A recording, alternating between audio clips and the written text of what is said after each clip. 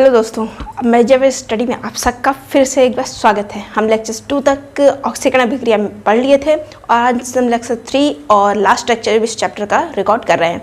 तो आज हम पढ़ने वाले हैं अपचयन अभिक्रिया। हमने ऑक्सीकरण अभिक्रिया जब पढ़ाया था लेक्चर 2 में, उसमें आपको बता दिया था कि अपचयन अभिक्रिया जस्ट ऑक्सीकरण का उल्टा है। तो आइए फटाफट हम लोग स्टार्ट करते हैं। ओके, तो हमारे पास है अपचयन अभिक्रिया। देखिए, हमने आपको ऑक्सीकरण अभिक्रिया क्या होती है पहले आप उसको थोड़ा सा रिमेंबर कर लीजिए। आप उसको वीडियो को देख के इसको देखिए तो ज़्यादा समझ आएगा। लेकिन आपके लिए कि ऑक्सीकरण अभिक्रिया में हमारा ऑक्सीजन ऐड हो रहा था, ठीक है, और हाइड्रोजन अलग हो रहा था। अपचयन में जस्ट उसका उल्टा, मीन्स अपचयन में क्या होगा, किसी भी पदार्थ में हाइड्रोजन ऐड हो रहा होगा, ठीक है। धन विद्युतीय तत्व में वृद्धि हो रही होगी, ऑक्सीजन का पृथक होना। तीनों का क्या मतलब है, देखिए हमने लेक्चर 2 में देखा था कि हमारे पास जो हाइड्रोजन होता है उसके पास हमेशा एक प्लस चार्ज होता है और ऑक्सीजन जो है उस पर हमेशा एक माइनस चार्ज होता है, मीन्स ये ऋणायन है, ठीक है। किसी भी पदार्थ में अगर ऑक्सीजन ऐड हो रहा है मीन्स उसमें कुछ नेगेटिविटी ऐड हो रही है, और अगर किसी पदार्थ में हाइड्रोजन ऐड हो रहा है मीन्स उसमें पॉजिटिविटी यानी पॉजिटिव चीज़ ऐड हो रही है। तो देखिए ये सब जो टोटल है आपको एक ही चीज़ बताना चाह रहे हैं कि इसमें पॉजिटिव चीज़ ऐड होती है। हाइड्रोजन का ऐड होना मीन्स कोई रिएक्शन आपने किया तो जो आपको प्रोडक्ट बनेगा ना उसमें हाइड्रोजन ऐड हुआ मिलेगा। अगर आपको हाइड्रोजन नहीं मिलता है तो क्या मिलेगा, धन विद्युतीय तत्व में वृद्धि होगी, मीन्स उसमें कुछ पॉजिटिव चीज़ ऐड होगी। बहुत सारे तत्व होते हैं जिनमें प्लस चार्ज होता है, जैसे हमारा सोडियम है, इस पर प्लस चार्ज होता है। हमारा बहुत सारे ऐसे तत्व हैं जिंक वगैरह जिसपे आपके प्लस चार्ज होते हैं। पोटेशियम है अपना, इस पर प्लस चार्ज होता है। तो कोई भी ऐसे रिएक्शन आपने की और रिएक्शन के बाद जो प्रोडक्ट है उसमें आपको कोई ऐसे तत्व मिल रहे जिनके ऊपर प्लस चार्ज होता है, तो वो हमारा अपचयन अभिक्रिया है। दूसरा क्या है, ऑक्सीजन का पृथक होना, मीन्स ऑक्सीजन के ऊपर हमने बताया कि एक माइनस चार्ज होता है, मीन्स वो निगेटिव होता है। अगर हमारे पास से निगेटिविटी जा रही है मीन्स हम पॉजिटिव हो रहे हैं। हम देखिए कभी भी इलेक्ट्रॉन के अलावा किसी भी तत्व का और कुछ भी मूव नहीं करता है। पॉजिटिव मीन्स उसका प्रोटॉन है, प्रोटॉन कभी मूव नहीं करता है, हमेशा इलेक्ट्रॉन ही मूव करता है। अगर हमारे पास इलेक्ट्रॉन चला गया तो हम कहते हैं कि हम पॉजिटिव हो गए। इलेक्ट्रॉन के ऊपर माइनस चार्ज है, माइनस चीज़ हमारे पास जाएगी तो मीन्स हम पॉजिटिव हो रहे हैं। अगर इलेक्ट्रॉन आ जाता है तो निगेटिव चीज़ आ गई, माइनस चार्ज इलेक्ट्रॉन पे, तो हम कहते हैं हम ऋणात्मक हो गए, हम ऋणायन बन गए, ठीक है। तो बस ये सिंपल सा है। तो ऑक्सीजन यहाँ पे माइनस चार्ज के साथ है, मीन्स ये जो भी आएगा जाएगा तो हमको एक निगेटिविटी देगा। अगर ऑक्सीजन हम में आके ऐड होता है मीन्स हम निगेटिव होंगे, और अगर ऑक्सीजन अलग हो रहा है मीन्स पॉजिटिव हो रहे हैं। तो अगर तो ऑक्सीजन का पृथक होना मीन्स हम क्या हो रहे होंगे, पॉजिटिव हो रहे होंगे। तो अगर आपको हाइड्रोजन कहीं नहीं दिख रहा है कि हाइड्रोजन आप ऐड हो रहा है, तो आप देखेंगे कि क्या कोई ऐसा तत्व है उसके अलावा जो प्लस चार्ज रखता है। अगर हाँ तो आप कहेंगे अपचयन अभिक्रिया है। मान लीजिए आपको कोई ऐसा तत्व भी नहीं दिखा तो आप देखेंगे कि आप पहले अभिकारक में हमारे पास ऑक्सीजन ऐड था और जब रिएक्शन पूरी हो गई तो क्या प्रोडक्ट में ऑक्सीजन पृथक हो गया, मीन्स अलग हो गया है। अगर हाँ तो हम कहेंगे अपचयन अभिक्रिया है। सिंपल सी बात है, आप एग्जांपल से देखिए तो और अच्छा क्लियर होगा। जैसे यहाँ पे अपना कॉपर क्लोराइड में CuCl2 है, यहाँ कॉपर है, इसमें देखिए कॉपर के ऊपर क्लोरीन के ऊपर हमेशा एक माइनस चार्ज होता है और यहाँ कॉपर के ऊपर प्लस चार्ज होता है। पहले यहाँ कॉपर सिर्फ एक था, देखिए एक सिंगल कॉपर था। यहाँ देखिए 2 CuCl2, यहाँ देखिए क्लोरीन के पास यहाँ एक छोटा सा 2 है, मीन्स ये सिर्फ 2 क्लोरीन को बता रहा है। कॉपर यहाँ सिर्फ एक ही है, लेकिन अगर यहाँ 2 लिखा है मीन्स ये कॉपर भी 2 है और ये क्लोरीन भी 2 है। तो पहले एक सिंगल कॉपर था अपना ये अभिकारक में, कि यहाँ सिंगल कॉपर था, हमने रिएक्शन कराई, एक और कॉपर ऐड हो गया, यहाँ पे 2 कॉपर हो गए। कॉपर के ऊपर हमेशा एक प्लस चार्ज होता है, एक और कॉपर ऐड हुआ मीन्स हमारे पास कोई प्लस चार्ज ऐड हुआ है, प्लस चार्ज आया है, मीन्स ये हमारे एक अपचयन अभिक्रिया है। जिंक के ऊपर वैसे एक प्लस चार्ज, ऑक्सीजन के ऊपर एक माइनस चार्ज होता है। हमने रिएक्शन कराई, ये अभिकारक हमारा और ये प्रोडक्ट है। तो ऑक्सीजन के ऊपर माइनस चार्ज मीन्स यहाँ प्रोडक्ट में जिंक के पास से ये ऑक्सीजन गायब हो गया, मीन्स जिंक पॉजिटिव हो गया, माइनस चार्ज गायब हो गया, जिंक के पास पॉजिटिव था तो अब इसके पास कौन सा चार्ज बचा, ओनली पॉजिटिव। तो जिंक पूरा का पूरा पॉजिटिव हो गया। तो हमने क्या पढ़ा कि ऑक्सीजन का पृथक होना भी हमारी अपचयन अभिक्रिया है। तो देखिए यहाँ ऑक्सीजन पृथक हो रहा है, ऑक्सीजन जिंक से अलग हो गया है, तो ये अपचयन अभिक्रिया है। यहाँ पे हमारा एक और प्लस चार्ज जुड़ रहा है, धन विद्युतीय तत्व में वृद्धि। तो कॉपर जो है ये धन विद्युतीय तत्व, इस पर प्लस चार्ज है। यहाँ पे पहले सिर्फ एक कॉपर था, लेकिन यहाँ पे हमारे पास 2 कॉपर हो गए, मीन्स धन विद्युतीय तत्व में भी वृद्धि हुई है। तो ये भी अपनी अपचयन अभिक्रिया है। आई होप आपको ये समझ में आया होगा क्या है। तो हम आ गए अपनी नेक्स्ट स्लाइड के साथ। और पहले स्लाइड में हमने देखा कि अपचयन अभिक्रिया क्या होती है। लेक्चर 2 में हमने देख लिया था कि ऑक्सीकरण अभिक्रिया क्या है। अब हम देखेंगे रेडॉक्स अभिक्रिया क्या है। रेडॉक्स अभिक्रिया कुछ नहीं, ऑक्सीकरण और अपचयन अभिक्रिया का मिक्सर है। क्या मिक्सर है? देखिए इसमें क्या लिखा है कि रेडॉक्स अभिक्रिया ऐसी अभिक्रिया जिसमें ऑक्सीकरण एंड अपचयन दोनों रिएक्शन साथ में होते हैं। दोनों रिएक्शन साथ में होने का मतलब क्या है कि ऑक्सीकरण अभिक्रिया में हमने क्या पढ़ा था कि ऑक्सीजन ऐड होती है, और अपचयन अभिक्रिया में हमने पढ़ा था कि ऑक्सीजन पृथक होती है और हाइड्रोजन ऐड होती है, धन विद्युतीय तत्व ऐड होता है। फिर हमने पहली स्लाइड में देखा, तो इसमें साथ में दोनों काम होंगे एक साथ। आइए हम एग्जांपल से उसको और अच्छे से समझते हैं। क्या है देखिए, जैसे कॉपर ऑक्साइड है, अपना हाइड्रोजन है, कॉपर H2 जल में टूट गया। इसमें क्या हुआ देखिए, हमने पढ़ा था ऑक्सीकरण क्या है, ऑक्सीजन का ऐड होना, हाइड्रोजन का पृथक होना। तो इसमें देखिए किसका ऑक्सीकरण और किसका अपचयन हो रहा है। देखिए H2 एक सिंगल था, अभिक्रिया पूर्ण होने के बाद, रिएक्शन होने के बाद अपनी H2O में बन गया, यानी हाइड्रोजन के पास से एक ऑक्सीजन आ गई। मीन्स हाइड्रोजन का क्या हुआ है, ऑक्सीकरण हुआ है। हाइड्रोजन का हमारे पास यहाँ ऑक्सीकरण हुआ है, ऑक्सीकरण, क्योंकि हमने पढ़ा था अपना लेक्चर 2 में कि ऑक्सीकरण अभिक्रिया में ऑक्सीजन ऐड होता है, हाइड्रोजन के साथ हमारा ऑक्सीजन ऐड हुआ, मीन्स यहाँ ऑक्सीकरण अभिक्रिया हुई। अब दूसरा, हमने अपचयन अभिक्रिया में क्या देखा था कि ऑक्सीजन पृथक होता है और या फिर हाइड्रोजन ऐड होता है या धन विद्युतीय तत्व ऐड होते हैं, लेकिन ऑक्सीजन पृथक होता है। तो इसमें देखिए O है अपना, यहाँ पे CO के साथ O है, और रिएक्शन पूरी होने के बाद सिर्फ हमारे पास यहाँ कॉपर बचा, मीन्स इसका अपचयन हुआ है, कॉपर का यहाँ अपचयन हुआ है। इस एक ही अभिक्रिया में ऑक्सीकरण और अपचयन दोनों एक साथ हो रहे हैं। तो ऐसी कोई भी अभिक्रिया जिसमें आप देखेंगे कि ऑक्सीकरण और अपचयन एक साथ होगा, वो अपने रेडॉक्स अभिक्रिया में आ जाएगा। ओके, अब एक इसमें शब्द आता है ऑक्सीकारक और अपचायक। ये क्या है, कई बार कोई रिएक्शन ऐसे नॉर्मली नहीं पूरी होती। जैसे हमने स्टार्टिंग के लेक्चरों में देखा था कि कुछ रिएक्शन को पूरी कराने के लिए हमने प्रकाश दिए थे, लाइट वगैरह दी थी, गर्म किया था, उनको हीट दी थी। तो कुछ रिएक्शन को सिर्फ हम हीट वगैरह दे दें तो हो जाती है, कुछ के लिए हमको अलग से कुछ रिएजेंट डालने पड़ते हैं। मीन्स कुछ ऐसे तत्व डालने पड़ते हैं जिनको हम रिएजेंट यहाँ पे रिएजेंट,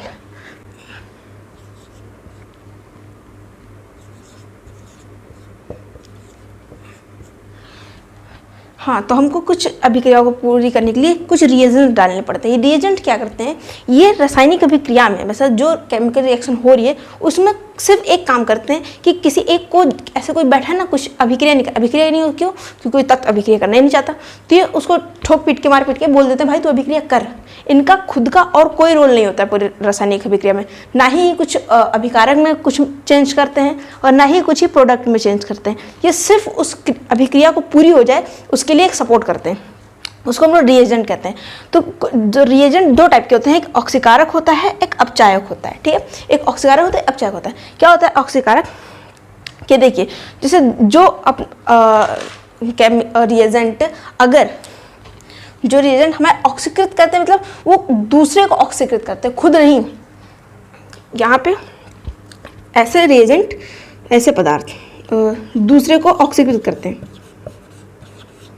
दूसरे को ऑक्सीकृत, खुद ये अपचयित होते हैं, ऑक्सीकृत। और इसको हम हटा दें।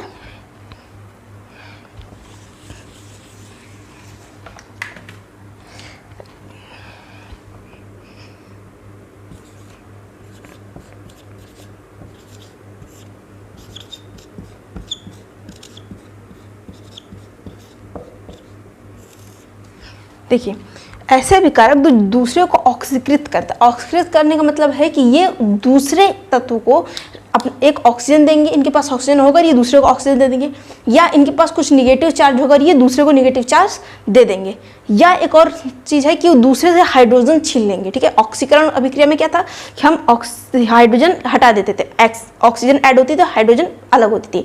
तो ये यही काम करेंगे, जो ऑक्सीकारक हैं ये दूसरे को ऑक्सीकृत करेंगे और खुद अपचयित हो जाएंगे। देखिए जैसे यहाँ पे क्या हो रहा है, इसका ऑक्सीकृत, कौन ऑक्सीकृत और कौन मतलब रिड्यूस हो रहा है। तो यहाँ पे CuO, ठीक है, ये ऑक्सीकरण करवा रहा है H2O का। ठीक है, तो एक अच्छा ऑक्सीकारक है, ये अपना ऑक्सीजन हाइड्रोजन को दे रहा है ना, CO अपने एक ऑक्सीजन हाइड्रोजन को दे रहा है, मीन्स एक अच्छा ऑक्सीकारक, ये दूसरे को ऑक्सीकृत कर रहा है। ये कह रहा है नहीं भाई तू ही ऑक्सीकृत हो जा, हम अपना हाइड्रोजन तुम्हें दे रहे हैं। ठीक है, तो ये एक अच्छा ऑक्सीकारक है। दूसरा है अपचायक। रिएजेंट दो टाइप के होते हैं, तो वही दूसरा अपचायक। अपचायक क्या करता है ये खुद अपचयित होता है, सॉरी ये दूसरे को अपचयित करता है, ये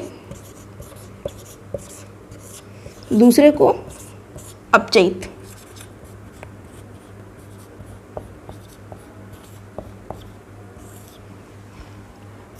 एंड खुद ऑक्सीकृत।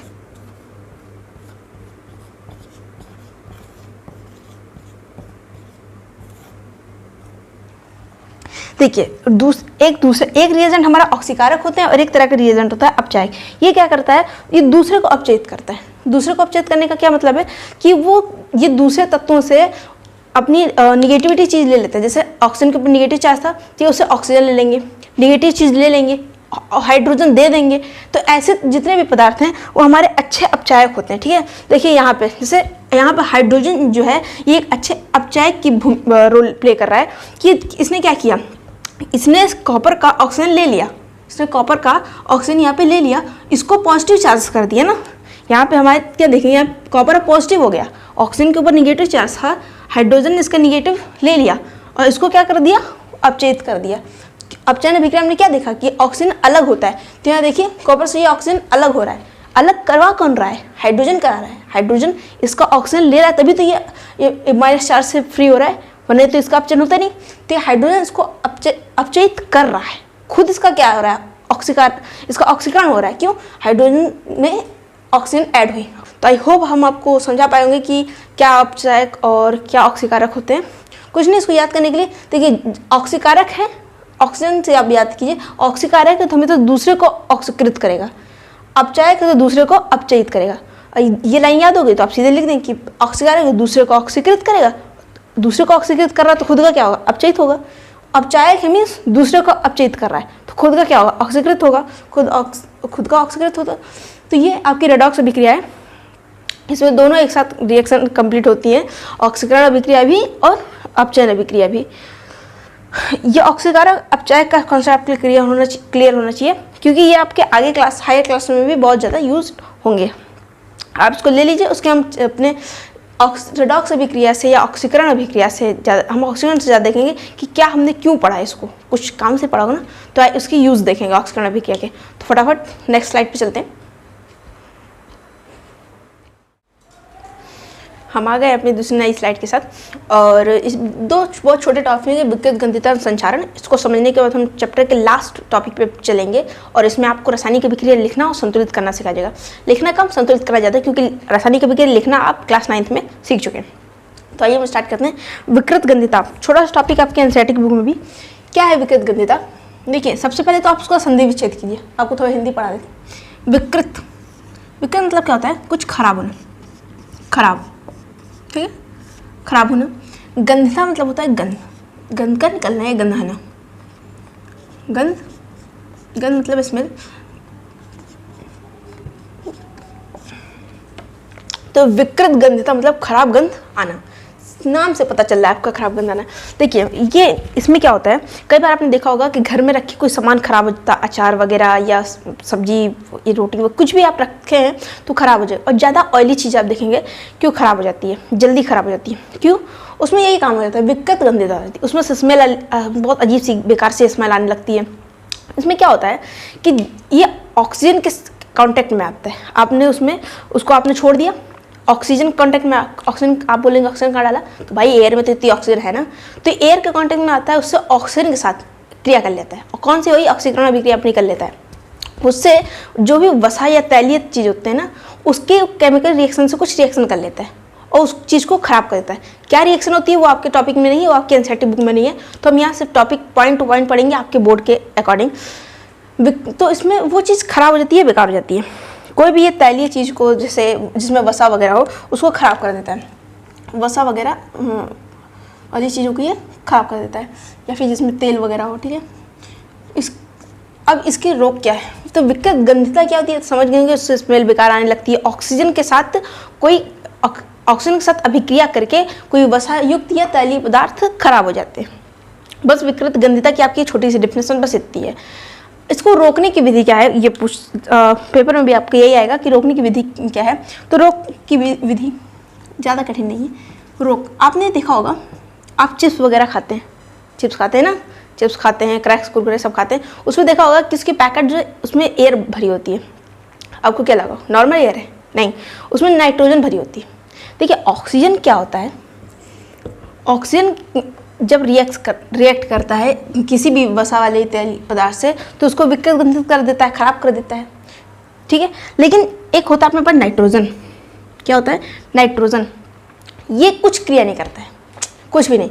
नाइट्रोजन हवा में इतनी है तो उसको ऐसा है ना कि हम तो खूब सारे हैं तो हम किसी को परेशान नहीं करेंगे। ऑक्सीजन उसको घमंड है कि हम जल सब जगह में H2O ऑक्सीजन है तो भाई हमारी ज़रूरत है तो हम परेशान करेंगे। नाइट्रोजन खूब है तो उसको ऐसे घमंड नहीं है। तो ये नाइट्रोजन गैस को उसमें हम लोग भरते हैं। क्यों भरते हैं? कि नाइट्रोजन किसी से रिएक्ट करता ही नहीं है, इससे खासकर तो वसा तेल से तो रिएक्ट ये नहीं करता है। जब हम इसको किसी भी तेल वाली पैकेट वगैरह में डाल के सील पैक कर देते हैं तो अन्य कोई भी एयर उसमें इंटर नहीं हो पाती है और उसके बाद वो चीज़ कोई ख़राब नहीं होती है। इसीलिए कभी भी जो पैकेट वगैरह दुकान पर आप लेते हैं जिसकी हवा निकल गई हो उस पैकेट में नहीं लेना चाहिए, उसमें बैक्टीरिया वगैरह भी आ जाते हैं और वो चीज़ विकृत गंधित हो जाती है, यानी कि वो ख़राब हो जाती है। एक तो ये हो गया कि आप उसमें नाइट्रोजन गैस भर के, आप पैकेट वाली चीज़ों में नाइट्रोजन गैस भर के उसको सेव कर सकते हैं नाइट्रोजन गैस से। दूसरा क्या है कि आपने देखा होगा कि जो भी ऐसी चीज़ होती है उसमें एयर टाइट होती है। दुकानों में कोई चीज़ ख़राब क्यों नहीं होती है? क्योंकि उसमें सील पैक्ड होती है। सील पैक्ड का मतलब उसको ऐसा पैक कर दिया है कि उसमें एयर आ ही नहीं पाए। अगर उसमें एयर आएगी नहीं तो एयर इसमें ऑक्सीजन नाइट्रोजन कुछ नहीं आएगी, और कुछ नहीं आएगी तो ऑक्सीजन भी नहीं आएगी, ऑक्सीजन नहीं आएगी तो ख़राब नहीं होगी, सिंपल। तो हम कोई भी चीज़ को एयर टाइट बर्तनों में रख सकते हैं। कैसे घर में मम्मी वगैरह कहती हैं अचार वगैरह है तो कहेंगी कि उसको अच्छे से बॉक्स बंद करके रखो। क्यों? क्योंकि अगर उसमें एयर आ गई तो ख़राब हो जाएगी। मम्मी लोग आपके यहाँ साइंटिस्ट हैं। तो देखो एक दूसरा क्या हम यूज़ कर सकते हैं कि हम एयर टाइट बॉक्स यूज़ कर सकते हैं, वायुरोधी। रोधी मतलब होता है रोकना, तो ऐसे बर्तन जो वायु को रोक सके, मीन्स वायु अंदर इंटर ना करने दें, ठीक है। वायुरोधी बर्तन वगैरह का यूज़ करके ये आपका एक हो गया। और एक आपकी चीज़ है प्रतिऑक्सीकारक। जैसे प्रतिऑक्सीकारक आपके बस नाम आएगा, वो क्या है उस पर नहीं आएगा ज़्यादा। प्रतिऑक्सीकारक इतना समझ लीजिए कि ये ऑक्सीजन का विरोध करते हैं। प्रतिऑक्सीकारक मेरे नाम से पता चल रहा है कि ऑक्सीजन के प्रति इनको नफरत है। ऑक्सीकारक, प्रतिऑक्सीकारक, ये इनको हम लोग ऐसे पदार्थ जो वसा वाले हैं उसमें हम लोग डाल देते हैं, थोड़ा सा प्रतिऑक्सीकारक डाल देते हैं। इससे क्या होता है कि ऑक्सीजन को कुछ काम ही नहीं करने देते, ऑक्सीजन को मारपीट को भगा देते हैं। तो ये प्रतिऑक्सीकारक ऑक्सीकरण अभिक्रिया होने ही नहीं देते हैं, और ऑक्सीकरण अभिक्रिया होगी नहीं तो हमारी कोई भी चीज़ विकृत गंधित यानी खराब होगी ही नहीं। दो प्रतिऑक्सीकारक हैं जिसको मतलब प्रतिऑक्सीकारक और है, लेकिन आपसे नाम नहीं पूछेगा, आप चाहें तो ये दो लिख सकते हैं। एक है BHT और एक है अपना BHA।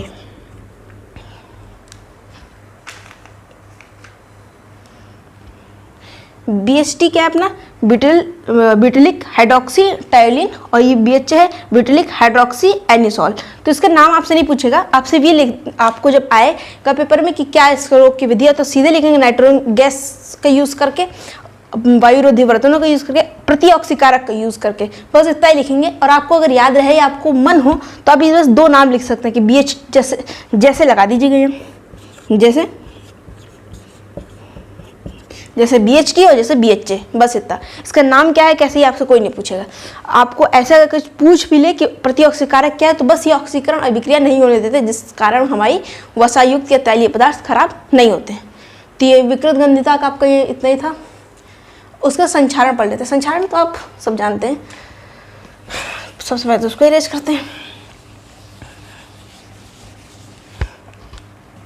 संचारण क्या है? देखिए इसका भी संधि विच्छेद थोड़ा सा कर लीजिए। इसलिए संचारण क्षरण होना है, किसी चीज़ का खराब होना, ठीक है। जैसे इसका आपका डेली एग्जांपल है कि लोहे में जंग लगना। आपकी एनसीईआरटी बुक में भी है कि लोहे में जंग कब लगती है, ये भी ऑक्सीकरण अभिक्रिया से लगती है कि ऑक्सीजन ही उस पर रिएक्ट करता है, ऑक्सीजन आके रिएक्ट कर गया वो उसमें जंग लग गई, सिंपल।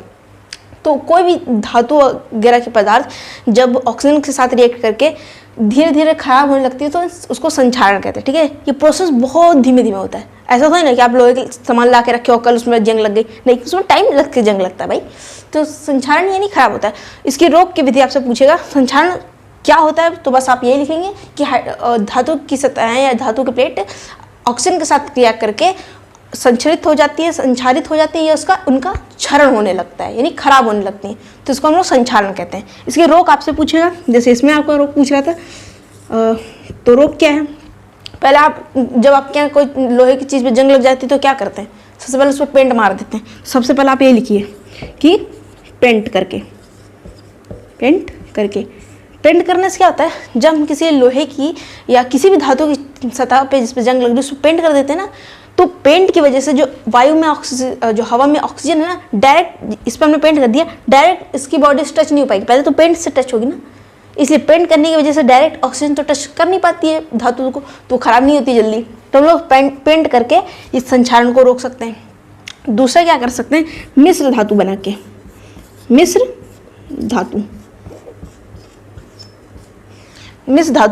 धातु क्या चीज़ है, जैसे पीतल वगैरह मिश्र धातु में आती है। इसमें क्या होता है, दो धातुओं को, एक ऐसी धातु लिया जिसपे जंग वगैरह लग रही है, वो खराब हो रही है ऑक्सीजन की वजह से, और दूसरी ऐसी धातु लेते हैं जिसके ऊपर ऑक्सीजन का कोई फर्क नहीं पड़ता, वो जो करना कर लो, ठीक है। तो इन दो धातु को हम लोग आपस में मिला देते हैं और एक नए धातु बनाते हैं। तो उसमें क्या होता है कि उसमें दोनों के गुण आते हैं।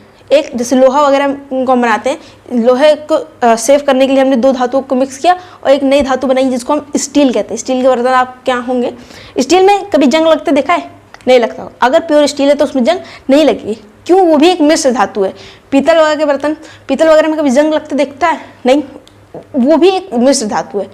तो मिश्र धातु यानी दो धातुओं को मिक्स करके हम ऐसी धातु बनाते हैं जिसपे संक्षारण नहीं होता है, ये प्रोसेस संक्षारण का उस पर नहीं होता है।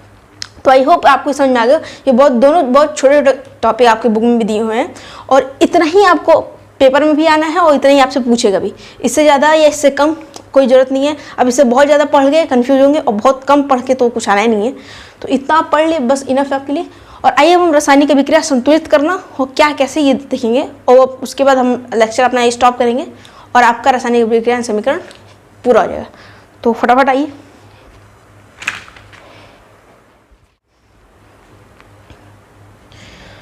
हम आ गए नेक्स्ट स्लाइड पे और नेक्स्ट स्लाइड और नेक्स्ट टॉपिक पे भी हम बस अब संतुलित करना रासायनिक अभिक्रिया सीखेंगे, उसके बाद ख़त्म अपना चैप्टर।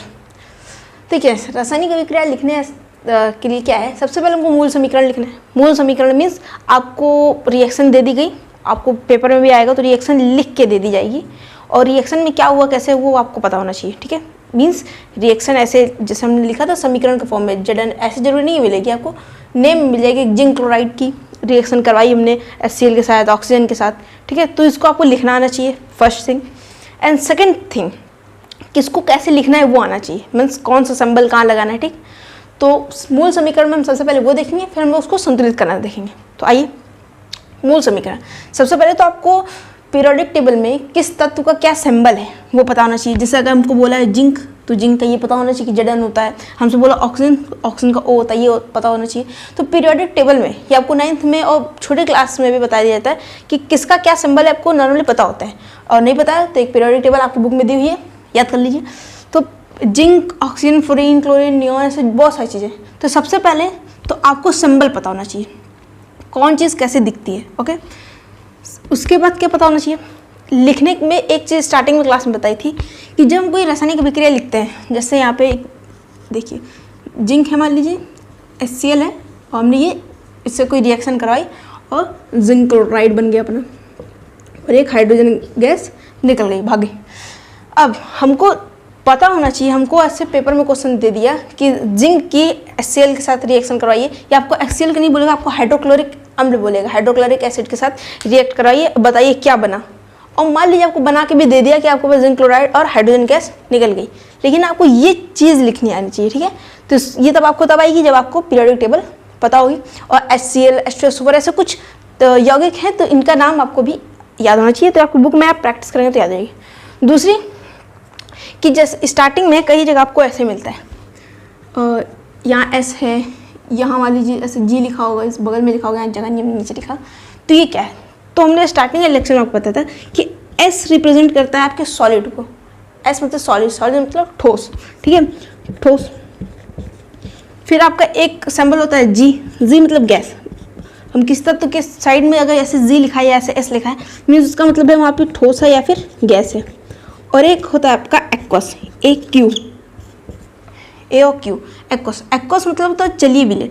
किसी भी चीज़ को हम जल में घोल दिए तो आपका जलीय विलयन, आपके अकॉर्डिंग अभी तय है जलीय विलयन, ठीक है। तो एक्वस मीन्स जलीय विलयन, जी से गैस और एस से ठोस, ये हमारा ये रिप्रेजेंट करता है, ठीक। अब क्यों इसको रिप्रेजेंट किया गया, क्यों उसकी ज़रूरत है, तो आपने कोई रिएक्शन की, आपने कुछ बनाया, भाई ये रिएक्शन आपने किया, आपने कुछ बनाया। मान लीजिए आपने यहाँ पे जिंक क्लोराइड ऐसे ठोस लिया, सॉलिड लिया, आपने ये रिएक्शन ऐसे लिख के छोड़ दिया, आपने ये ऐसे यहाँ पे नहीं लिखा, आपने नहीं बताया कि हमने सॉलिड जिंक क्लोराइड लिया था, और यहाँ पे आपने गैस नहीं बताया, ओके।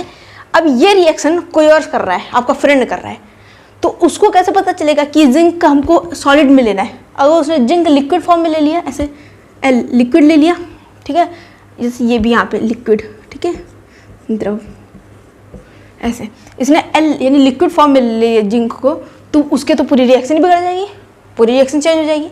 केमिस्ट्री में छोटी छोटी चीज़ से रिएक्शन चेंज हो जाती है, ठीक है। तो अब इसको कैसे पता चलेगा, तो इसको रिप्रेजेंट करने के लिए हमने कौन सी चीज़ ली, साइंटिस्टों ने ये जुगाड़ लगाया अपना, क्या कि हम जो भी चीज़ लिखेंगे उसका ऐसे छोटा फॉर्म यहाँ पे लिख देंगे। तो एक सिस्टम आपका ये हो गया। दूसरा, ये भी हमने आपको स्टार्टिंग में बताया था कि जब हम किसी रिएक्शन को करवाने के लिए हीट देते हैं या कुछ टेम्परेचर बढ़ाते हैं, उसका कुछ कम ज़्यादा करते हैं, इस टाइप का कुछ भी, तो हम यहाँ पे एक डेल्टा लगाते हैं, ऐसे एक ऐसे लगा देते हैं। ये रिप्रेजेंट कर रहा है कि आपने कुछ इस अभिक्रिया कराने के लिए हीट दी है, ओके।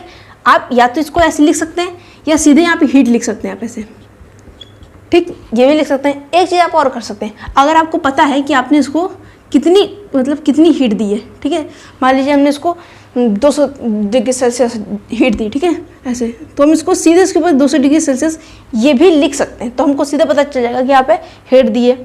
अगर आपने लाइट दी है तो आप यहाँ लाइट लिख सकते हैं, लेकिन जैसे पेपर में आप लिख रहे हैं, आप कोई रिएक्शन अभिक्रिया आपने लिखी, आप भूल गए कि यहाँ पे हीट था, लाइट थी, क्या थी, तो सिंपल कुछ नहीं कीजिए, यहाँ पे ऐसे ये सब भूल जाइए, टोटल भूल जाइए, और यहाँ पे एक ऐसे डेल्टा लगा दीजिए। अब वो पेपर जांचने वाले की जिम्मेदारी कि हीट है लाइट है क्या, वो खुद देख लेगा, ठीक है। तो ये आपका ज़्यादा इजी है, तो आप इसको लगाएंगे। पहले एक चीज़ आपने ये सीख ली। दूसरी चीज़ एक आप इसको यहाँ पे हम इरेज करके यहाँ पे आपको बता रहे हैं।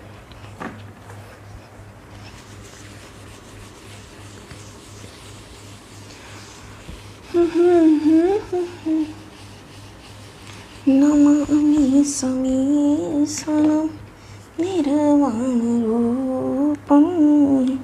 विभुं व्याप्तिकं ब्रह्म वेदस्वरूपं। देखिए सोडियम है, जेल के साथ रिएक्शन हुई, ठीक, ये आपका 9th का टॉपिक है, बट आपको सिर्फ एक आइडिया के लिए, ऐसी कोई रिएक्शन हुई। अब आपको कैसे पता चलेगा कि ऐसी कोई रिएक्शन हुई तो इससे प्रोडक्ट क्या बनेगा, ठीक है। या इसको आप और इजी वे में, अभी आप सिर्फ जल के बजाय सिर्फ ऑक्सीजन से लेकर समझिए, क्योंकि आप क्रॉस, तो मान लीजिए ये रिएक्शन हुई है, ठीक है। अब इससे प्रोडक्ट क्या बना आपको ये पता होना चाहिए। कैसे पता होगा, 9th में आपने क्रॉस प्रोडक्ट निकालना सीखा था, ऐसे क्रॉस करके बनाते थे। कैसे, हम क्या करते थे, पहले यहाँ पे सोडियम लिखेंगे, Na मीन्स सोडियम होता है, ठीक है, और यहाँ ऑक्सीजन लिखेंगे। अब हमको ये पता होना चाहिए कि सोडियम के ऊपर क्या चार्ज होता है, ऑक्सीजन के ऊपर क्या चार्ज होता है। इसको भी हमने आपको बताया है फिर से कि चार्ज नहीं धनायन ऋणायन कुछ भी, ठीक है। तो हमेशा सोडियम के ऊपर हमारे एक प्लस चार्ज होता है, एक प्लस चार्ज, ठीक है। एक सोडियम है इसलिए यहाँ पे एक ही प्लस चार्ज है, और ऑक्सीजन के ऊपर भी हमारे पास यहाँ पे एक माइनस चार्ज होता है। ये O2 है, ठीक है, O2 माइनस चार्ज होता है। देखिए एक ऑक्सीजन है तो उसके ऊपर एक माइनस चार्ज, यहाँ O2 है यानी दो ऑक्सीजन है, तो कितने माइनस चार्ज होंगे, सिंपल 2 माइनस चार्ज होंगे। तो यहाँ पे ऐसे 2 माइनस चार्ज होंगे।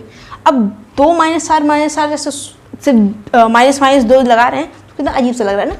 तो और कन्फ्यूजन भी हो सकती है, किसी ने ऐसे गलती से मिटा दिया तो, इसलिए हमने यहाँ पे क्या किया, जब 2 माइनस चार्ज होते हैं ना तो वैसे 2 करके ऐसे माइनस कर देते हैं, 2 माइनस चार्ज, ओके। अब इसको क्रॉस प्रोडक्ट में क्या करते हैं, हम एक ऐसे लेते हैं, एक ऐसे लिखते हैं, ठीक। तब तो हम सेम यहीं पर ऐसे रख देंगे, सोडियम था सोडियम, ऑक्सीजन है ऑक्सीजन। अब बस इनके जो चार्ज थे ना, ये चार्ज जो इनके सर के ऊपर थे, इसको हम पैर पे उठा के पटक देंगे। कैसे? देखिए सोडियम के ऊपर +1 चार्ज था, तो ऑक्सीजन के पास हम यहाँ +1 चार्ज लिखेंगे, या नीचे साइड में +1। ऑक्सीजन के ऊपर 2- था, तो ये सोडियम के नीचे यहाँ इस जगह पे 2- लिखेंगे।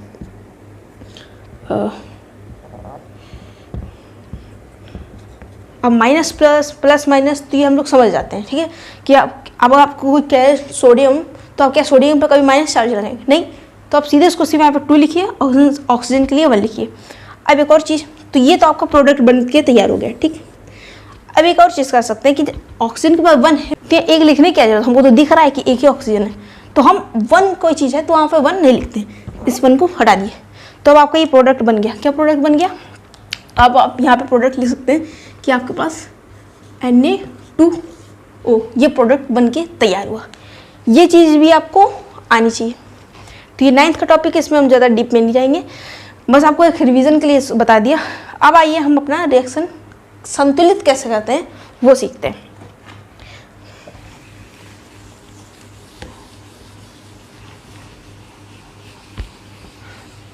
हमने एक पहला एग्जाम्पल लिया था स्टार्टिंग में यहीं पे कि हमारे पास एक जिंक था और HCl था, ठीक है, जिंक था और HCl था। हमने से जिंक क्लोराइड और हाइड्रोजन गैस बनाई थी, ठीक।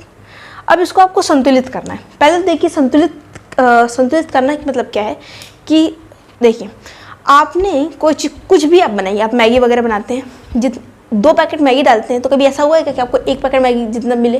नहीं ना, 2 पैकेट डालते हैं 2 पैकेट मिलती है। मीन्स आप जितना अभिकारक लेंगे, ये पोर्शन आप जितना लेंगे उतना ही प्रोडक्ट वाला हमको ये पोर्शन भी उतना ही मिलना चाहिए। कम ज़्यादा है मतलब कुछ गड़बड़ है। कोई भी चीज़ आप डेली लाइफ में भी कुछ बनाते हैं या ऐसे भी नॉर्मल कुछ बनता है, तो उसमें ये होता है कि जितना हम अभिकारक लेते हैं उतने ही हमको प्रोडक्ट मिलते हैं। तो संतुलित अभिक्रिया में हम सबसे पहले ये देखते हैं कि जो हमको रिएक्शन लिख के दिए, जैसे हमको यहाँ पे एक ये रिएक्शन लिख के दिए, सबसे पहले हम देखेंगे कि जो हमने अभिकारक में लिया था, ये दोनों अभिकारक हैं, तो क्या वही सब उतनी ही क्वांटिटी में हमको यहाँ प्रोडक्ट मिला है? अगर हाँ तो मीन्स वो संतुलित है, और नहीं मिला है तो ये आपको संतुलित करनी है, सिंपल। तो देखिए यहाँ पे क्या है, जिंक है, सिंगल जिंक है, 1 जिंक है, ठीक है, तो यहाँ पे 1 जिंक है, जिंक है। आप यहाँ पे HCl है, 1 हाइड्रोजन है, लेकिन यहाँ देखिए H2 है, 2 हाइड्रोजन है। यहाँ Cl 1 है, लेकिन ये Cl 2 है। मीन्स जितना हमने ये लिया उससे ज़्यादा यहाँ ये चीज़ बन के मिल रही है ना, उससे ज़्यादा। तो अब हम लोग को क्या करना है, इसको हम कुछ ऐसे लिखेंगे कि सही हो जाए। एक रूल यहीं पे आता है कि जितने भी तत्व, जैसे यहाँ क्लोरीन के पास ये इस जगह 2 है, हाइड्रोजन के पास यहाँ 2 है, आप किसी भी तत्व यौगिक में इस नंबर को नहीं छुएंगे, ठीक है, इस नंबर को आप नहीं छूएंगे। आपको जो भी नंबर लिखने हैं, जैसे यहाँ पे अगर हम 4 लिखना चाहें, 3 लिखना चाहें, कुछ भी इसको संतुलित करने के लिए, तो हम हमेशा इस जगह लिखेंगे। इसके इस पे बनाइए बॉक्स आप, ये आपकी NCERT की बुक में भी है कि इन सब पे आप पहले एक बॉक्स बना लीजिए। जितनी चीज़ है ना आपके पास, एक पहले बॉक्स बना लीजिए। अब आप इन बॉक्स के अंदर कोई भी चीज़ नहीं लिखेंगे, आपको जो भी लिखना है आप बॉक्स के बाहर ही लिखेंगे। आपको संतुलित भी करना है तो बॉक्स के बाहर ही संतुलित करेंगे। अब आप कहेंगे कैसे, तो देखिए करते हैं संतुलित कि यहाँ पे 2 हाइड्रोजन हैं, यहाँ 1 क्लोरीन है। अगर हम यहाँ पे एक 2 लिखते हैं, यहाँ पे इस जगह एक 2 लगा दें, हमने अभी थोड़ी देर पहले आपको बताया था कि इस जगह 2 लिखा है, मीन्स है कि सिर्फ 2 क्लोरीन है, जिंक एक ही है। इस जगह पैरों के पास ये इस साइड में नीचे 2 लिखा है, मीन्स 2 हाइड्रोजन है, ठीक है, यहाँ 2 लिखा तो 2 हाइड्रोजन है। बट अगर पूरे यौगिक के यहाँ पे साइड है बड़ा सा 2 है, 3 है, कुछ भी है, मीन्स ये पूरी चीज़ उतनी है। यहाँ पे 2 लिख दिया ना मैंने, मीन्स 2 हाइड्रोजन है और 2 क्लोरीन है, ठीक। तो देखिए अब अपना रासायनिक अभिक्रिया संतुलित हुई। यहाँ पे 2 हाइड्रोजन है, 2 हाइड्रोजन है, 2 क्लोरीन है, 2 क्लोरीन है, ओके। एक चीज़ आप यहीं पे ऐसे समझ लीजिए कि जब हमारे पास HCl यहाँ पे कोई नंबर है और फिर यहाँ पे हमने एक और नंबर लिख दिया, ठीक है, तो जब भी आपसे कोई पूछे कि आप हाइड्रोजन कितने हैं, तो कितने हाइड्रोजन है? 2 हाइड्रोजन है। सिंपल, यहाँ 2 लिखा है, 2 हाइड्रोजन है। लेकिन आपसे पूछा कोई क्लोरीन कितने है, तो देखिए हमने यहाँ पे आपको बताया ना क्लोरीन के पास यहाँ 2 है, मीन्स ये 2 क्लोरीन है, तो 2 क्लोरीन तो यहाँ पहले से है और 2 क्लोरीन यहाँ है, तो आप ये नहीं बोल सकते यहाँ पे 2 क्लोरीन है। ये नंबर मल्टीप्लाई हो जाएगा, 2 मल्टीप्लाई हो जाएगा, तो कितने है? मीन्स यहाँ 4 क्लोरीन है। कितने क्लोरीन है? 4। 2 हाइड्रोजन है और 2 क्लोरीन है। यहीं अगर हम यहाँ पे इसको 3 कर दें, अब हम पूछे कितने हाइड्रोजन कितने क्लोरीन है, तो यहाँ पे हाइड्रोजन तो 3 है, क्योंकि हाइड्रोजन के पैरों के पास यहाँ कुछ भी नहीं है, तो ये 3 हाइड्रोजन है। लेकिन क्लोरीन कितने हैं? तो फिर ये 3 और ये 2 मल्टीप्लाई हो जाएंगे, और मल्टीप्लाई 6 18, यहाँ पे आपको 18 क्लोरीन हो गए। कैसे जी?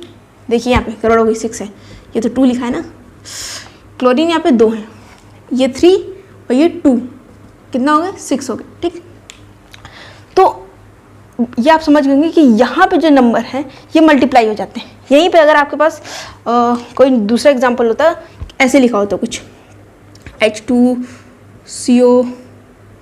ठीक है, यही देखिए। अब मैं पूछूं कि यहाँ हाइड्रोजन कितने हैं, तो 2 हाइड्रोजन। देखिए हाइड्रोजन के पास यहाँ 2 है, तो 2 हाइड्रोजन है। कितने कार्बन है? सीमित, मतलब कार्बन, तो 1 कार्बन है, सिंगल कार्बन है, और उसके पास कोई नंबर नहीं है। ऑक्सीजन कितने हैं? तो 2 ऑक्सीजन है। कैसे? देखिए O के पास यहाँ 2 है, तो 2 हाइड्रोजन है, 1 कार्बन है और 2 ऑक्सीजन है। यहीं पे अगर हम यहाँ पे 4 लिख दें, ठीक, अब बताइए कितना हाइड्रोजन है, तो सिंपल अपना ये वाला रूल, 4 है और हाइड्रोजन के पास कितने? 2 है, हाइड्रोजन में तो यहाँ पे 2 है, तो 4 2 8, तो यहाँ पे 8 हाइड्रोजन है। कार्बन हमने पूछे कितने हैं, तो क्या कार्बन के पास यहाँ कोई नंबर है? नहीं, कोई नंबर नहीं है, तो सीधे ये कितने कार्बन है? यहाँ पे 4 कार्बन है। ऑक्सीजन कितना है? तो सेम यही, ये 4 और ऑक्सीजन के पास यहाँ कितना नंबर है? 2, तो ये फिर 8 हो जाएगा। अगर यहाँ ऑक्सीजन के पास कोई मान लीजिए 3 होता, यहाँ ऑक्सीजन के पास 3 होता, तब हम आपसे पूछते कितना आपके पास ऑक्सीजन है, तो ये 4 यहाँ लिखा है, ऑक्सीजन 3 है, तो यहाँ 2 की जगह हम 3 कर लेते हैं, और 12, यहाँ आपके पास 12 ऑक्सीजन हो जाते हैं। तो सिंपल ये सिस्टम है। एक चीज़ इसी में थोड़ी सी है कि अगर आपके पास कहाँ लिख दूँ, यहाँ लिखिए,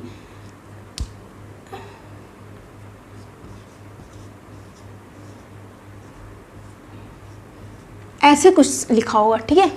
अब हम आपसे पूछें कि यहाँ पे हाइड्रोजन कितने हैं, तो फिर से वही, हाइड्रोजन के पास यहाँ नीचे कितने नंबर है? 2, यानी 2 हाइड्रोजन है। एस सल्फर है, कितने सल्फर है? तो आपके पास 1 सल्फर है। देखिए यहाँ पे कोई नंबर नहीं है, लेकिन ये गलत हो जाएगा। अगर आपने कहा ये 1 सल्फर है तो गलत हो जाएगा। क्यों? क्योंकि देखिए यहाँ पे इस बार ब्रैकेट लगा है और ब्रैकेट के बाद यहाँ एक 2 लिखा है।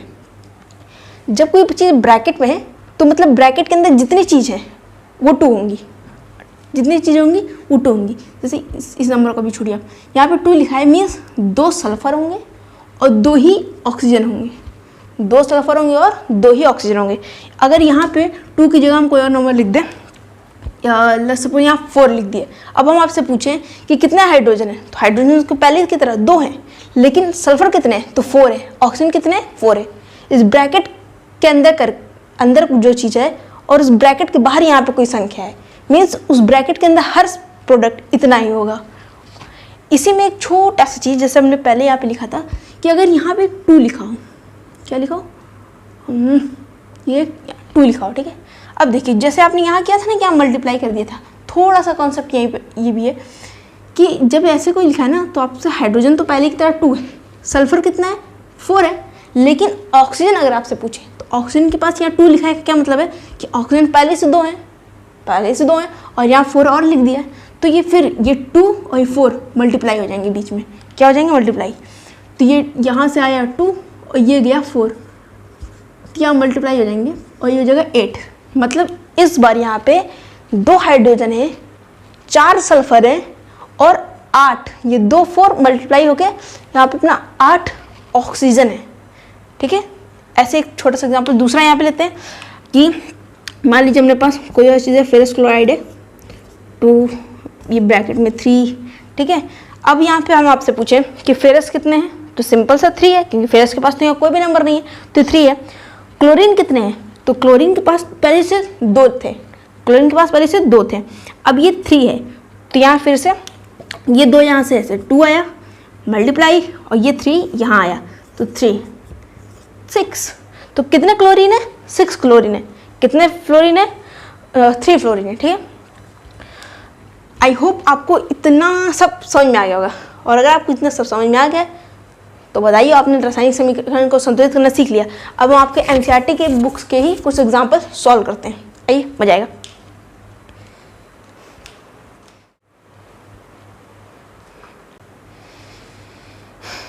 देखिए यहाँ पे आपको एनसीईआरटी के अभ्यास प्रश्न जो बुक में पीछे दिए हैं वो यहाँ पे लिखे हुए हैं, और इसको हम लोग सॉल्व करते हैं। ठीक है, वही अपना जो हमने पढ़ा रासायनिक अभिक्रिया को संतुलित करना। तो सबसे पहले अपना दिया है यहाँ पे ये वाला HNO3 plus COH2 CaNO3 2H2O, भाई बहुत बड़ा है। इसको हम लोग देखते हैं। सबसे पहले तो हम लोग ये देखेंगे कि रासायनिक अभिक्रिया संतुलित है या नहीं। कई बार आपको रासायनिक अभिक्रिया संतुलित भी दे देते हैं, तो ऐसा नहीं कि आप उसको फिर से संतुलित करने में कुछ लिखा है। ठीक है, तो देखते हैं यहाँ पे 1 हाइड्रोजन है, और यहाँ पे कितने हाइड्रोजन है? तो देखिए 2, यहाँ नीचे ब्रैकेट है और उसके बाद यहाँ 2 लिखा है, मीन्स यहाँ ऑक्सीजन भी 2 होंगे और हाइड्रोजन भी 2 होंगे। तो 2 हाइड्रोजन ये, 1 हाइड्रोजन ये, मीन्स 3 हाइड्रोजन है। यहाँ देखिए कितने हाइड्रोजन है? यहाँ पे सिर्फ यार 2 हाइड्रोजन है। ठीक है, H के पास ये नीचे 2 है, सिर्फ 2 हाइड्रोजन है, मीन्स हाइड्रोजन संतुलित नहीं है। फिर देखेंगे N नाइट्रोजन यहाँ 1 है, और यहाँ नाइट्रोजन कितने हैं? देखिए 2 हैं, यहाँ नाइट्रोजन 2 है, ब्रैकेट में करके यहाँ 2 लिखा है, मीन्स नाइट्रोजन यहाँ पे 2 है, और ऑक्सीजन यहाँ पे कितने हैं?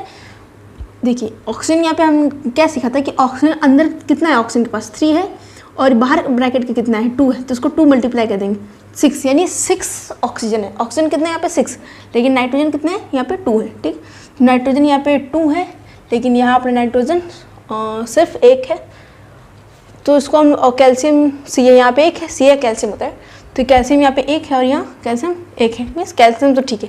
तो आइए सबसे पहले हमने उसको हाइड्रोजन को देख लेते हैं। तो क्या करें, यहाँ 2 हाइड्रोजन है। सबसे पहले तो यहाँ एक बॉक्स बना लीजिए कि आप इस बॉक्स के अंदर कुछ नहीं छेड़ेंगे, आपको जो पहले से दिया है उसको आप कुछ नहीं करेंगे ऐसे। ठीक है, तो ये सब आप बॉक्स बना लीजिए। तो यहाँ पे जगह कम है तो हम थोड़ा बॉक्स आप नहीं बढ़ाएंगे, आप अपने कॉपी में जब करेंगे तो बॉक्स बना लेंगे। ठीक है, तो इसको हम बॉक्स यहाँ से हटा देते हैं। वैसे भी आप लोग समझदार आदमी हो यार।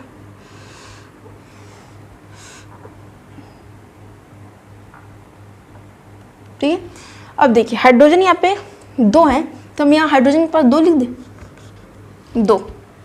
तो अब कितने हाइड्रोजन हो गए? देखिए 2 हाइड्रोजन अपने पास यहाँ हो गए, और 2 हाइड्रोजन यहाँ, मीन्स 4 हाइड्रोजन यहाँ हो गए, और यहाँ पे भी अपना हम लोग 4 हाइड्रोजन चिपका देते हैं, 2। अब देखिए 4 हाइड्रोजन यहाँ, 2 ये, 2 हाइड्रोजन यहाँ, और ये ब्रैकेट के बाहर यहाँ 2 था, यानी 2 हाइड्रोजन ये है। यहाँ देखिए ये 2 है, और यहाँ हाइड्रोजन के पास एक और 2 है। हमने बताया था ये 2 भी हम यहाँ लेते हैं, और ये 2 को भी यहाँ पे मल्टीप्लाई कर देते हैं, मीन्स 4, तो 4 हो जाएगा। तो ये यहाँ पे हाइड्रोजन पे अपना 4 हो गया, तो हाइड्रोजन को हमने फिक्स कर दिया।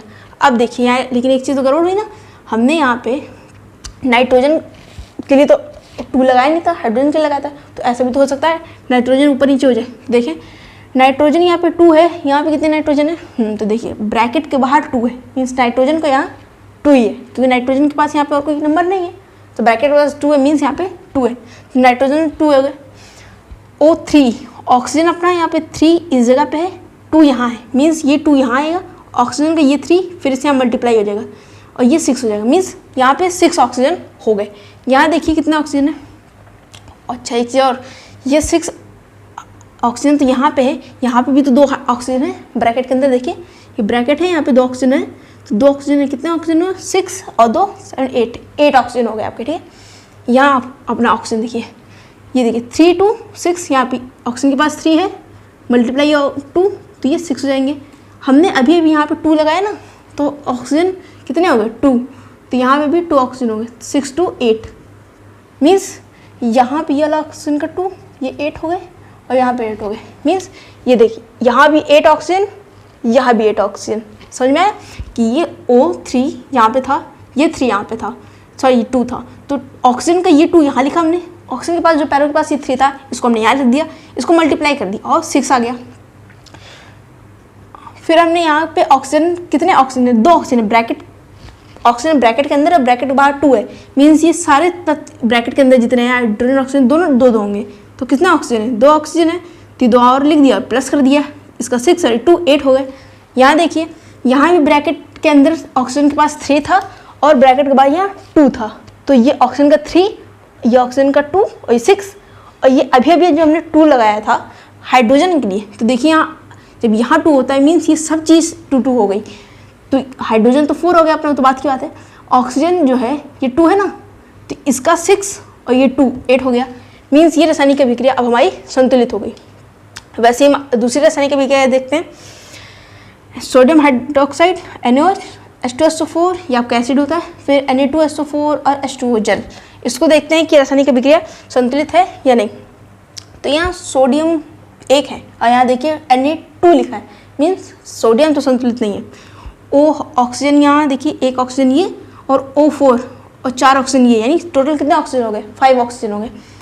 यहाँ पे ये O4 लिखा है, तो यहाँ H2SO4 में तो O के पास 4 है मीन्स, और ब्रैकेट में नहीं है, इसका मतलब सिर्फ यहाँ पे ऑक्सीजन ही 4 है, सल्फर का इसका कुछ लेना देना नहीं, ठीक है। ऑक्सीजन यहाँ पे 4 है और 1 ऑक्सीजन ये, मीन्स 5 ऑक्सीजन। यहाँ भी अपने 5 ऑक्सीजन थे, यहाँ भी अपने 5 ऑक्सीजन, मीन्स ऑक्सीजन तो अपना ठीक है। हाइड्रोजन अपना देखिए H2, 1 हाइड्रोजन ये, 1 H ये, यानी 3 हाइड्रोजन है, और यहाँ सिर्फ H2 यानी 2 हाइड्रोजन है। तो इसको भी हम लोग संतुलित करते हैं। सबसे पहले हम लोग देखते हैं, हम लोग सोडियम को संतुलित करते हैं। Na2, यहाँ पे 2 है, तो हम सोडियम के पास यहाँ 2 लिख देते हैं। देखिए 2 ऑक्सीजन हो, सॉरी 2 सोडियम हो गए Na2, और यहाँ 2 सोडियम, Na मतलब सोडियम होता है, तो 2 सोडियम हो गए और Na2 यहाँ पे भी 2 है, मीन्स 2 सोडियम तो हो गए। अब यहाँ पे देखिए ऑक्सीजन कितने, अब अपने ऑक्सीजन कितने हो गए, ये तो 4 ऑक्सीजन है, ये तो कन्फर्म है। यहाँ 2 लगने का मतलब ये सब का सब 2 हो गया होगा, तो ऑक्सीजन भी तो 2 हो गया होगा ना, तो 2 ऑक्सीजन और ये 4 ऑक्सीजन, कितना ऑक्सीजन, 6 ऑक्सीजन। यहाँ ऑक्सीजन देखिए, यहाँ 4 ऑक्सीजन और ये 1, यानी सिर्फ 5 ऑक्सीजन है, तो ऑक्सीजन का तो यहाँ बिगड़ गया ना। तो हम लोग क्या कर सकते हैं, 5 6 7। सबसे पहले तो एक काम कीजिए, हम लोग ऑक्सीजन को थोड़ी देर के लिए साइड रखें, हम लोग पहले हाइड्रोजन को सेट कर लेते हैं, फिर ऑक्सीजन देखते हैं। देखिए हाइड्रोजन है, 2 हाइड्रोजन, 1 हाइड्रोजन, 3 हाइड्रोजन और यहाँ 2 हाइड्रोजन। अगर हम यहाँ पे हाइड्रोजन के पास एक 2 लिखते, यहाँ देखिए लिख दे 2, देखिए 4 हाइड्रोजन हो गए, एक 2 इसके पास यहाँ पे था, एक 2 यहाँ पे आ गया, ओके। तो ये 2 यहाँ पे और ये 2 यहाँ पे मल्टीप्लाई हो गया 4 2, ठीक है, तो 4 2 हो गया यहाँ पे, यानी 4 हाइड्रोजन हो गया अपना। यहाँ पे देखिए आपके पास यहाँ 2 लगने का मतलब है कि सब 2 हो गए होंगे, तो कितने हाइड्रोजन हुए, 2 हाइड्रोजन हुए, और ये 2 हाइड्रोजन यहाँ थे, यानी 4 हाइड्रोजन, यानी 2 2 4 हाइड्रोजन यहाँ हो गए और 4 हाइड्रोजन के यहाँ हो गए। अब ऑक्सीजन को देख लीजिए कि कितने हाइड्रोजन यहाँ, सॉरी कितने ऑक्सीजन यहाँ पे, 2 ऑक्सीजन और ये 4 ऑक्सीजन, मतलब 4 5 6 6 ऑक्सीजन हो गए आपके। यहाँ देखिए आप 4 ऑक्सीजन के O4 है और यहाँ 2 लिखने की वजह से ये पूरा ना 2 हो गया। अब हाइड्रोजन के पास तो पहले से 2 था, इसलिए हमारा 4 हो गया मल्टीप्लाई होके, लेकिन ऑक्सीजन तो अभी भी 2 है क्योंकि यहाँ पे 2 लिख दिया, तो 2 ऑक्सीजन 4 ऑक्सीजन कितने 6 ऑक्सीजन, यहाँ पे भी 6 ऑक्सीजन। यस देखिए ये 2 और ये O4, ये 2 ऑक्सीजन का, ऑक्सीजन के लिए देखिए ये 2 और ये वाले ऑक्सीजन का ये 4, तो कितने हुए 6 हुए। और यहाँ पे ऑक्सीजन का O4 है, O का यहाँ पे O4 यहाँ से, और यहाँ O है, यहाँ स्टार्टिंग में 2 है, मीन्स ये सब तत्व 2 हो, तो ये ऑक्सीजन भी 2 + 2 हो जाएगा, तो आपका कितना हो गए 6 हो गए। तो 6 ऑक्सीजन यहाँ, 6 ऑक्सीजन यहाँ, 2 सोडियम यहाँ, 2 सोडियम यहाँ। हाइड्रोजन देख लीजिए 2 हाइड्रोजन ये और 2 हाइड्रोजन यहाँ, 4 हाइड्रोजन यहाँ और 2 × 2 4 हाइड्रोजन यहाँ। S सल्फर 1 है और सल्फर यहाँ भी 1 है, तो ये भी आपकी रासायनिक अभिक्रिया संतुलित हो गई। वैसे यहाँ पे देखिए ये कुछ गड़बड़ है क्या, नहीं। देखिए अभी मैं आपको बोला था कि रासायनिक अभिक्रिया में कई बार आपको संतुलित करने में पहले से ही संतुलित अभिक्रिया दे देगा। तो देखिए आपकी बुक में एग्जाम्पल है कि यहाँ पे ये पूरी वाली अभिक्रिया संतुलित है। देखिए Na सोडियम यहाँ एक है, प्रोडक्ट में भी एक ही सोडियम है। क्लोरीन एक है, देखिए प्रोडक्ट में भी क्लोरीन एक है। और Ag जो होता है सिल्वर का होता है, ठीक है। तो इसको Ag अर्जेंटम के लिए, इसको लैटिन भाषा के शब्द अर्जेंटम से लिया गया है, इसलिए इसको Ag लिखते हैं। तो ये आप तो आपकी बात की बात है, सिर्फ आप इतना देखिए कि Ag सिल्वर के लिए लिखते हैं, ठीक है। तो ये Ag सिल्वर एक है और यहाँ भी Ag यानी सिल्वर एक है। N नाइट्रोजन एक है, यहाँ पे भी एक है। O3 ऑक्सीजन 3 है और यहाँ पे भी ऑक्सीजन 3 है। मीन्स ये तो अपना पहले से ही संतुलित है। ये क्या है अपनी संतुलित, ये पहले संतुलित है। अब अपना दूसरा देखिए BaCl2 H2SO4 BaSO4 HCl, देखते हैं ये संतुलित है या नहीं। तो बेरियम या बेरियम यहाँ 2 है, सॉरी यहाँ एक सिंगल बेरियम है, यहाँ पे भी सिंगल बेरियम है। क्लोरीन यहाँ 2 है और यहाँ क्लोरीन एक है। मीन्स ये तो पहले ही पता चलेगा संतुलित अभिक्रिया नहीं है, ठीक है। फिर हाइड्रोजन देख लीजिए H2 है, यहाँ फिर से एक सिंगल हाइड्रोजन है। SO4 है, तो यहाँ तो SO4 है, तो ये तो संतुलित है। यानी हमको क्या संतुलित करना है, हमको हाइड्रोजन संतुलित करना है और क्लोरीन संतुलित करना है। तो आइए इसको भी हम लोग कर लेते हैं। तो सबसे पहले हम लोग किसको संतुलित करें, सबसे पहले हम लोग हाइड्रोजन को ही संतुलित निपटा देते हैं, ठीक है। H2 है अभिकारक में, तो यहाँ पे एक 2 लिख दें, हाँ 2, क्योंकि 2 हाइड्रोजन यहाँ पे हो गए और ये भी 2 हाइड्रोजन हो गए। और यहाँ 2 लिखा है क्योंकि हम तो यही लिख भी सकते हैं और कुछ तो हम कर नहीं सकते। तो यहाँ 2 लिखा है, मीन्स हाइड्रोजन भी 2 हो गया और क्लोरीन भी अपना 2 हो गया। तो देखिए यहाँ पे क्लोरीन या तो पहले से 2 था और यहाँ सिर्फ 2 लिखे तो क्लोरीन 2 हो गया। मीन्स ये अभी रासायनिक अभिक्रिया संतुलित हो गई। तो ऐसे हम लोग रासायनिक अभिक्रिया संतुलित या असंतुलित जो भी करते हैं। तो आई होप आपको समझ में आया होगा। और बस इसमें अब कुछ नहीं है, आपको लिखना है उसमें बस इतना आना चाहिए। जैसे NaCl है, ये तो एक्वस होता है, तो यहाँ आपको अगर एक्वस है तो आप एक्वस लिखेंगे। NO3 आपको मान लीजिए ठोस है तो आप यहाँ ठोस लिख दीजिए। अगर आपको इसको अभिक्रिया आपने करवाई, तो आपने कुछ हीट लाइट कुछ भी दी, तो आप यहाँ पे डेल्टा सिंबल लगाएंगे। हमेशा प्रोडक्ट इस तीर के इस तरफ बनता है, ठीक है। प्रोडक्ट हमेशा आपके राइट हैंड साइड में बनेगा और जो अभिकारक होगा जिसको मिला के आप कुछ बना रहे हैं वो आपके इस लेफ्ट हैंड साइड में होगा, इस तरफ, ठीक है, तीर के इस तरफ। एक चीज़ और यहाँ पे कि कई बार आपको कुछ अभिक्रियाओं में ये तीर कुछ इस टाइप से मिलेगी, 2 तीर ऐसे मिलेंगे। एक मीन्स ऐसा होता है कि कुछ अभिक्रिया ऐसी होती है जिसको हम एक बार हमने कर दी, मैगी वगैरह बनाए, एक बार बना दी, तो दोबारा आप सही नहीं कर पाएंगे ना कि दोबारा उसको पैकेट में मैगी पैक कर दें और आपको फिर वैसे पैकेट मिल जाए बिना कुछ बनी हुई, ऐसे नहीं होगा ना। लेकिन कुछ ऐसी अभिक्रियाएं होती हैं, जादुई अभिक्रियाएं, कि उसमें क्या होता है, जब आपने कुछ प्रोडक्ट मिलाए ना, मतलब कुछ अभिकारक मिलाए और नया प्रोडक्ट बनाया, ये तीर तो आपको शो कर रहा है कि आपने कुछ नया प्रोडक्ट बना दिया।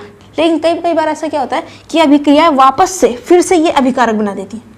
मीन्स ये रासायनिक अभिक्रिया दोबारा कोई रिएक्शन करेंगी और फिर से ये दोनों बना देंगी, ठीक है। तो इसको उत्क्रमणीय अभिक्रियाएं भी कहते हैं। उत्क्रमणीय यानी इनका उत्क्रमण यानी रिवर्स हो जाती हैं, ठीक है। तो ये उत्क्रमणीय अभिक्रिया कहते हैं, उनके लिए सिंबल लगाते हैं। ये सिंबल दिखाता है कि भाई एक तो तुम इधर हमको ऐसे बना लोगे, लेकिन ये फिर से ऐसे बन जाएंगी, इसलिए एक सिंबल इधर की ओर लगाते हैं कि ऐसे बनाओ तो ये बन सकता है, इन दोनों मिला के बनाओगे तो ये दोनों बन जाए।